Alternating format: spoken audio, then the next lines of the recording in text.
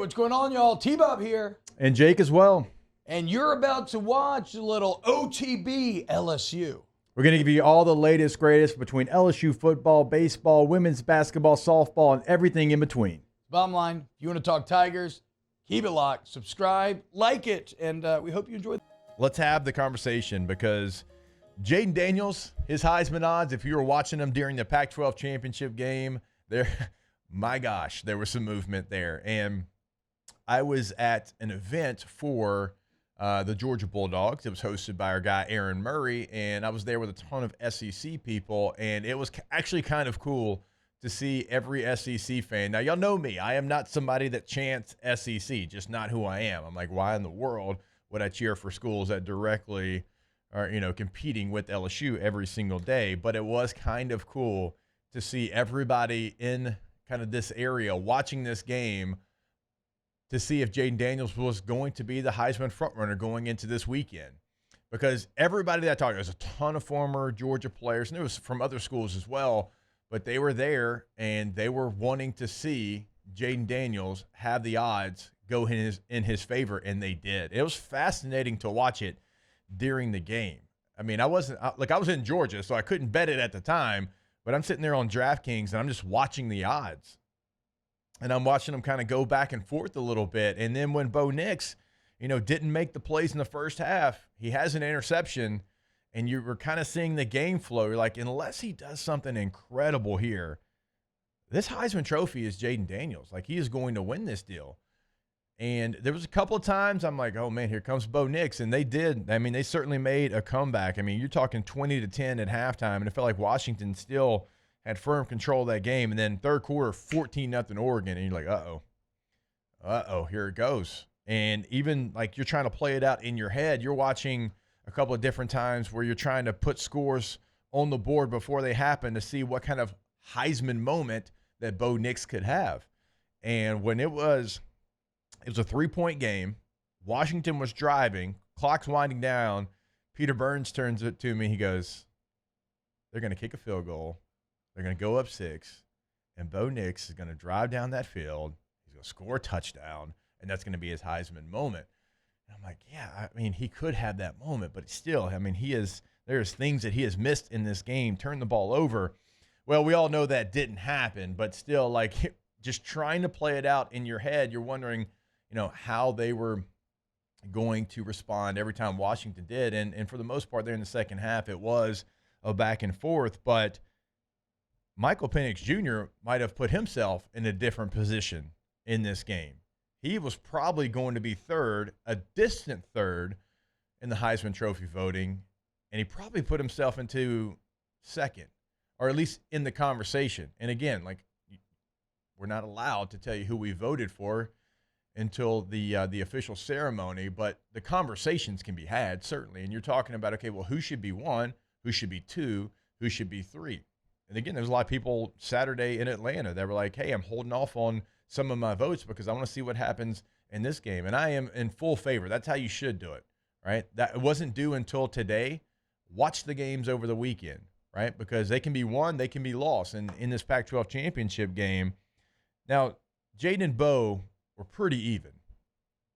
But Bo Nix was going to go have to do something pretty remarkable to go take firm grasp of that Heisman Trophy lead and kind of separate himself.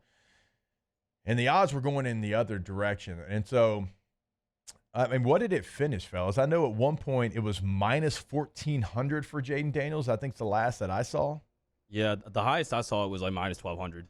Yeah, so I saw 1,400 at one time. And, he was plus. Like, but he was plus. I mean, not crazy, like plus. He was like, what, plus 150? Something plus like 150 in most books. Plus 120, I think, might have been the best. But, I mean, just completely flipped on its head. And at halftime, Jaden went to a minus 200 favorite. And then by the end of the game, again, I saw it up to minus 1,400. So LSU is going to have a quarterback already that was going to be in New York City for the Heisman Trophy ceremony. And now he is the, without question, front runner. And just having conversations over the weekend, I mean, I didn't have one person that was trying to make an argument for anybody else. I mean, what Jaden Daniels did this year was appreciated by all of college football. It wasn't just the SEC guys that I'm having these conversations with. I mean, it's everyone that was there to cover Georgia, Alabama. And obviously they knew where I played football, and so they wanted to have that conversation. And so now LSU has a fantastic opportunity to have 2 Heisman Trophy winning quarterbacks in a 5-year span. Just think about that. If I would have said that out loud in, let's just 2014, if I would have said they had a Heisman winning quarterback in 2014, much less 2 in a 5-year span, y'all would have, taken me somewhere to check on my thought process, right? You have to build off this, though. You have to take a Heisman winning quarterback and build momentum, not only at that position, but just team success moving forward. In 2019, you were the highest of highs of all of college football that I had ever seen. But you didn't parlay that into success in the next season. You're 500, right? These moments do not come very often. When they come, you have to take them and you have to build off those moments. So that's the challenge for LSU. And by the way, we hadn't gotten to the bowl game yet. I'm going to play Wisconsin in the artist formerly known as the Outback Bowl, and we're going to talk about it. It's a very winnable game for LSU. Now, if Jaden Daniels plays in that game or not, I don't know. Malik Neighbors has said, weeks ago that he was going to play because he wants the all-time record. You still have a lot of advantages against Wisconsin. I watched him play a couple of times this year. You have advantages across the board against them. So getting to 10 wins, having the Heisman Trophy winning quarterback has to go into a mode where you parlay that success into success in the next year, right? You have to bring in these quarterbacks now that understand, hey, if you come here, you can win a Heisman Trophy. You have to start to get some of those quarterbacks, and they are, right? We've talked about it. In the next year's class, the number 1 quarterback in the country, a lot of people think he's an LSU lean. So you're doing those things. But don't waste this opportunity. Don't waste having this generational run of quarterbacks. 2 quarterbacks that are like doing things that haven't been done on a football field. Okay? Parlay that into team success. Now, I know that's just one side of the football. We've got to get to the defensive side of the football, and we'll certainly do that here on today's show. But you have to have more than what you got out of this last time.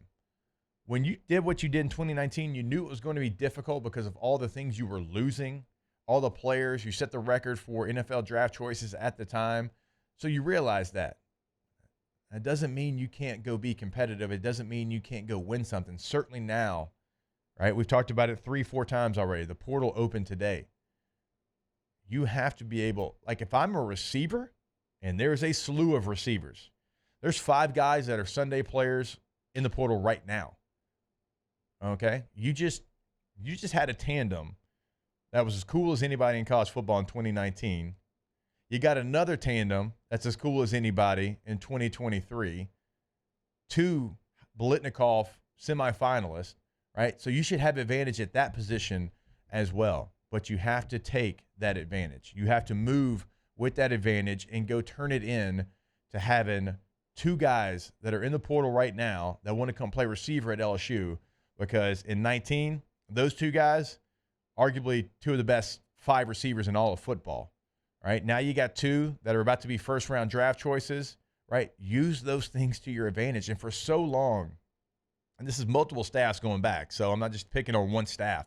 For so long, it just felt like you never capitalized on the things that you had going into the next year. And that's the difference. It's the difference between being a great program and an elite program, right? So I want to see some of that transfer portal news come LSU's way, because it should. You have the blueprint. Do you want to be a top 5 NFL receiver? Come to LSU. You want to be a Biletnikoff semifinalist? We got 2 of them, right? Come to LSU. You have to be able to do that, and going to be fascinating over the next couple of days, because, again, these names are coming fast through the portal. If LSU is able to, in fact, go do that, go get some playmakers, even quarterback. We talked about it. Go bring somebody in. This is Nussmeier's job. Go bring somebody in to compete with him, though. Wow, Jake. What incredible takes. I mean, those guys, they're just the best. I think so. And if you think so, again, hit the like button, subscribe, Ring the bell so you get notifications when we post every single day here on OTB LSU.